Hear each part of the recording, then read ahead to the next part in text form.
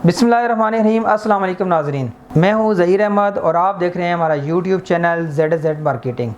आज नाज़रीन आपको जो टॉपिक बताने जा रहे हैं वो टॉपिक है how to handle your customers. Customer आपके किसी भी बिज़नेस के हैं, चाहे वो रियल एस्टेट का है या कोई भी बिज़नेस आप कर रहे हैं, तो उसमें कस्टमर्स को कैसे हैंडल करना है।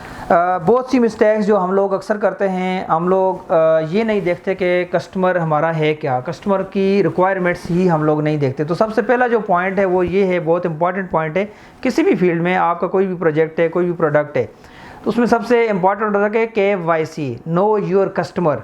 एक इंसान को अगर कस्टमर का पता ही नहीं है कि कस्टमर क्या है, उसको चाहिए क्या, उसकी क्या क्या नीड है, वो क्या चाहता है, तो हम अगर वैसे ही उसको बहुत सारी चीज़ें बताना शुरू कर देंगे तो कभी भी उसकी चीज़ें उस तरह क्लिक नहीं करेंगी और ना ही वो फिर हमारा कस्टमर बन सकता है। तो मेन पॉइंट्स आज आपको ऑलमोस्ट कोई 10 पॉइंट से मैं आपको बताऊंगा, तो इंशाल्लाह होपफुली बहुत से दोस्तों को इसका फ़ायदा होगा। अपने फ्रेंड्स तक भी ज़रूर शेयर कीजिएगा और कमेंट सेक्शन में अपनी राय का इजहार भी ज़रूर कीजिएगा। सबसे पहले जो पहला पॉइंट है कस्टमर को जानने के लिए वो ये है कि कस्टमर की रिक्वायरमेंट्स को जाना जाए। रिक्वायरमेंट्स ऑफ द कस्टमर बहुत इंपॉर्टेंट होती है। अगर आपको कस्टमर की रिक्वायरमेंट पता चल जाती है कि उसको चाहिए क्या, वो चाहता क्या है, तो फिर आपके पास डेफिनेटली बहुत से क्वेश्चंस के आंसर ऑटोमेटिकली आ जाते हैं। सेकंड पॉइंट होता है कि कस्टमर का डेटा और कस्टमर के लिए जो डेटा देख के फिर आप बजट प्लानिंग करते हैं, वो बहुत इंपॉर्टेंट होती है। कस्टमर का डेटा आपके पास होना चाहिए, कस्टमर का प्रोफाइल क्या है, उसका जॉब बिज़नेस क्या है, या वो किस लेवल की इन्वेस्टमेंट कर सकता है, या वो जॉब पेशा कोई इंसान है तो उसकी पर मंथ की अर्निंग या सेविंग क्या है। जब ये चीज़ें आपके पास, ये सारा डेटा कस्टमर का आ जाता है, तो फिर आपके लिए बहुत सी उसको कोई भी प्रोडक्ट या प्रोजेक्ट बताने में आसानी हो जाती है और आप टू द पॉइंट वो चीज़ बता सकते हैं, बजाय इसके कि आप अपना या कस्टमर का टाइम फजूल जगहों में या फजूल चीज़ों पर टाइम अपना वेस्ट करें और कस्टमर को वो उसकी रिक्वायरमेंट जानने बगैर कोई चीज़ बता दें। तो बाद में जब आपको पता चलता है यार कि ये तो उसकी रिक्वायरमेंट ही थी, मैं तो वैसे ही जो ना इसके साथ जो है इतनी देर से डिस्कस करता रहा, तो उस रिक्वायरमेंट को देख के कस्टमर का बजट प्लान करें। और उसका जो थर्ड पॉइंट है वो ये है, convert your customer saving into investment. जब आपको आइडिया हो जाएगा यार पर मंथ इसकी सेविंग्स क्या आ रही हैं, तो उसके अकॉर्डिंग 5000 है, 10,000 है, 20 है, 50 है या 1 लाख प्लस है, जो भी उसकी पर मंथ आपको आइडिया हो जाएगा यार ये इसकी सेविंग कस्टमर ने बताई है, इसके अंदर आप उसको क्या चीज़ दे सकते हैं। फिर आपको मज़ीद रिफ़ाइन हो जाता है कि यार इसको अब मैं कौन सी प्रोडक्ट या कौन से प्रोजेक्ट पे डाल सकता हूँ। फॉर एग्जांपल कोई बंदा है जनाब, वो ये चीज़ जाने बगैर अगर करता है, आप कस्टमर का बजट 10,000 पर मंथ वो आपको इंस्टॉलमेंट की मद में या किसी तरह भी दे सकता है। आप उसको वो चीज़ बता रहे हैं जिसमें लाख रुपये का बजट बनता है, तो बाद में जब कस्टमर बताएगा यार मेरा तो बजट इतना, तो फिर वो आपका टाइम भी वेस्ट हुआ और आपकी एनर्जी भी वेस्ट हुई और कस्टमर भी इससे जो है ना मुतनफ़र होते हैं थोड़ा सा। तो ये चीज़ बहुत इंपॉर्टेंट होती है, बजट को उसकी अकॉर्डिंगली प्लान करना बहुत ज़रूरी होता है। नेक्स्ट होता है कि वैल्यू योर कस्टमर। अब देखें कस्टमर जो है ना, कोई भी कस्टमर है, छोटी प्रोडक्ट ले बड़ी प्रोडक्ट ले, वो हमारा एसेट्स होते हैं। और एसेट्स की केयर कैसे की जाती है ये आप लोग अच्छी तरह देखते हैं। एक मोबाइल, गाड़ी, घर या ऑफिस यही एसेट नहीं होता, बल्कि सबसे बड़ा कस्टमर मेरे ख्याल में, मेरे नज़दीक आपका कस्टमर होता है, चाहे वो आपका छोटा कस्टमर हो या आपका बड़ा कस्टमर हो। तो इसलिए बहुत इंपॉर्टेंट होता है कस्टमर को वैल्यू देना। अगर हम उसको प्रॉपर वैल्यू देने का मतलब है कि आप उसकी हर तरह की नीड को अकॉर्डिंगली समझें और उसके अकॉर्डिंगली उसको हैंडल करें, ताकि कस्टमर को भी लगे यार कि इसने बड़े रिस्पेक्टेबल वे में मुझे जो है ना सारी चीज़ बताई और बिल्कुल जो है ना आप टू द पॉइंट चीज़ों को बताएं, उसमें ज़्यादा लिंगर ऑन करने का फ़ायदा ही नहीं होता है।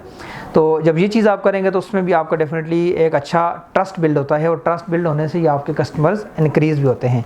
और नेक्स्ट चीज़ ये है कि आपकी अपनी एफ़र्ट्स, मैक्सिमम एफ़र्ट्स ये होनी चाहिए कि कस्टमर्स को प्रॉफिट गेन करके कैसे देना है।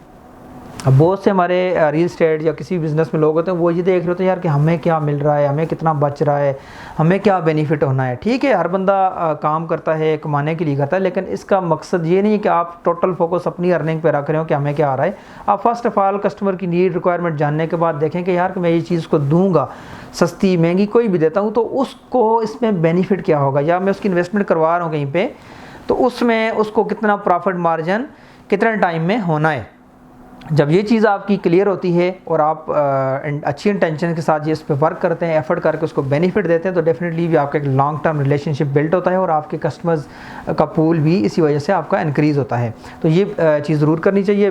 दूसरी चीज़ है कि build strong relationship with every customer. हर आपका जो कस्टमर है, क्लाइंट है, वो आप सिर्फ उसको क्लाइंट या कस्टमर ना समझें, उसके साथ एक अच्छा फ्रेंडली रिलेशनशिप होना चाहिए और बिल्कुल एक पुरएतमाद किस्म का, जिसमें कोई भी एंका फेंकी, कोई भी डाउटफुल चीज़ें ना हो, क्लियर होनी चाहिए हर चीज़। तो आपका एक अच्छा रिलेशनशिप जब बिल्ड होता है तो डेफिनेटली आपका आगे कस्टमर्स का पूल इंक्रीज़ होता है, रेफरेंसेस बढ़ते हैं इसी तरह से।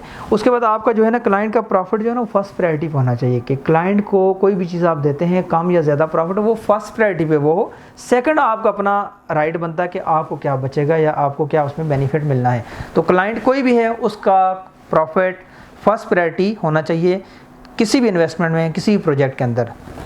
एंड सेकंड चीज़ जो है, जो हम मिस्टेक करते हैं बहुत सारी, हमने कस्टमर को चीज़ दी और बस अल्लाह हाफ़िज़, उसके बाद भूल गए, ना कस्टमर के साथ टच रहे, ना उनको किसी प्रोजेक्ट या प्रोडक्ट की इन्फॉर्मेशन। तो ये मिस्टेक भी हमें नहीं करनी चाहिए। हम अगर कस्टमर को चीज़ देते हैं, सेटिस्फाई हो गया, उसके बाद हमें चाहिए उसके साथ बिल्कुल अटैच रहें, उसको कम से कम वीकली या मंथली बेसिस पे कुछ ना कुछ चीज़ें, कुछ ना कुछ ऐसा मटेरियल ज़रूर भेजा करें, थ्रू आप व्हाट्सएप भेजें या जैसे भी, उसको अपडेट रखें हर चीज़ का, अच्छी बुरी चीज़ से जब उसको आप एजुकेट करते हैं, अपडेट रखते हैं, उसको नॉलेज देते हैं, इन्फॉर्मेशन देते हैं, लॉस प्रॉफिट गेन कम ज़्यादा मार्केट का जो उतार चढ़ाव होता है उसके अकॉर्डिंगली अगर कस्टमर को अपडेटेड रखते हैं तो डेफिनेटली उससे भी एक अच्छा लिंक, रिलेशन और ट्रस्ट बिल्ड होता है और कस्टमर आपके से इंक्रीज़ भी होते हैं। अगर आपने परवाह ही ना की तो वो कस्टमर डेफिनेटली वो भी भूल जाएगा और वो नेक्स्ट उसने कोई चीज़ लेनी होगी तो अगर आप टच नहीं हैं, उसके साथ राब्ते में नहीं है, तो वो चीज़ शायद किसी और से ले लेगा, शायद उसके बाद उसको याद है कि मैंने कहीं कुछ अर्सा पहले यहाँ से भी ली थी। अगर आप टच हैं तो डेफिनेटली वो कस्टमर आपका ही है, वो और भी कोई क्लाइंट या कोई चीज़ उसने लेनी हो तो वो आपके थ्रू ही लेगा। तो ये चीज़ भी इंपॉर्टेंट है कि keep in touch with your customer and must fulfil your customer commitments. जो भी आप उसके साथ करते हैं, कस्टमर के साथ जो कमिटमेंट उसको फुलफ़िल करें clearly, fairly, honestly and to the point. इसमें कोई दूसरी बात ही नहीं है, कोई चीज़ गोल मोल करने की ज़रूरत भी नहीं है। जब आप प्रॉपर तरीके से ये सारी चीज़ें करते हैं तो डेफिनेटली आपके कस्टमर बढ़ेंगे और आपका बिज़नेस इंक्रीज़ होगा और आपको फिर ये टेंशन नहीं होगी कि मेरी अर्निंग या मेरा प्रॉफिट, इसकी आपको टेंशन फिर होनी नहीं है। फिर ऑटोमेटिकली सारी चीज़ें एक स्मूथ लाइन पे आ जाती हैं। तो आस्क योर कस्टमर, नेक्स्ट जो पॉइंट मैं बता रहा हूँ, कस्टमर का feedback. Ask your customer to share the feedback of the product और प्रोजेक्ट। कोई भी हो उसको अच्छी चीज़ें हों या बुरी हों या नेगेटिव हों, उसको आप तअम्मुल से सुने कि कस्टमर समटाइम लाजमी नहीं आपकी प्रोडक्ट या प्रोजेक्ट को सारे कस्टमर ही लाइक करेंगे और बहुत ज़बरदस्त हो सकता है कुछ ऐसे कस्टमर भी हों बहुत अच्छी चीज़ भी हो तो वो कहेंगे यार नहीं हमें ये नहीं पसंद। फिर उसका फ़ीडबैक ज़रूर लें, उनकी जो भी उसमें चीज़ें हैं जो उनको पसंद हैं या नहीं पसंद, वो अपने पास एक डेटा रखना चाहिए यार कि ये प्रोडक्ट या प्रोजेक्ट में मैंने चीज़ दी थी तो कस्टमर को ये उसके तफज़ात थे, तो उनको सॉल्व करने की भी कोशिश की जाए। फीडबैक लेने का मकसद ये कि ताकि आपको आइडिया हो कि आपकी प्रोडक्ट या प्रोजेक्ट में क्या अच्छा या क्या बुरा है या क्या इम्प्रूवमेंट आ सकती हैं। तो ये हर कस्टमर का फीडबैक होना भी बहुत ज़रूरी है, उनसे लेना चाहिए, उनसे शेयर्स करनी चाहिए अच्छी चीज़ें बुरी चीज़ें, ताकि वो आपसे जब शेयर करते हैं तो फिर आपको बहुत सारी और आसानियाँ मिल जाती हैं बिज़नेस को ग्रो करने के लिए। तो ये चीज़ नेक्स्ट पॉइंट ये है कि increase your customer pool by satisfying each and every customer. जब आपके कस्टमर कोई भी चीज़ लेते हैं आप उनको इंक्रीज़ तभी करेंगे जब आपके पहले कस्टमर होंगे वो सेटिस्फाई होंगे। एवरी कस्टमर सेटिस्फाई शायद ना हो, आपने कोशिश की, लेकिन जो कुछ कस्टमर आपके मैक्सिमम में आ जाते हैं वो सेटिस्फाई हो जाते हैं, तो फिर डेफिनेटली ये सारे सेटिस्फाई तभी होंगे जब ये जो चीज़ें हमने बताई ये सारे पॉइंट्स आप करेंगे तो वो सेटिस्फाई होंगे, तो फिर वो आगे लिंक रेफरेंस भी देंगे, आपके कस्टमर बढ़ते जाएंगे और आपका पूरा उनका डेटा सेव होता जाएगा। और जब डेटा सेव होगा और आप हर चीज़ में अपडेट रखेंगे तो आपका ऑटोमेटिकली कस्टमर बढ़ता है, कस्टमर का पूल इंक्रीज़ होता है और आपको लॉन्ग टर्म बिज़नेस मिलना शुरू हो जाता है। और ये चीज़ें कोई दिनों में या हफ्तों में नहीं होती, इसके लिए आपको कई साल लग जाते हैं। जब आपके पास एक बड़ा डेटा आता है और एक बड़े कस्टमर्स का आपके पास एक पूल बन जाता है और फिर उसके बाद आप बड़े बड़े प्रोजेक्ट्स कर सकते हैं, तो ये एक लॉन्ग टर्म प्रोसेस होता है। रातों रात यहाँ पे कोई भी ऐसी चीज़ नहीं है कि जिससे आप शॉर्ट टर्म या शॉर्टकट के थ्रू कोई बड़ी अर्निंग कर लें। तो ये एक प्रॉपर मार्केटिंग की और भी काफ़ी सारी स्ट्रेटजी इंशाल्लाह नेक्स्ट आपको वीडियो में शेयर करेंगे। जो भी किसी का कंसर्न है, कोई क्वेश्चन है, आप नीचे दिए गए हमारे व्हाट्सएप नंबर पे भी रब्ता कर सकते हैं।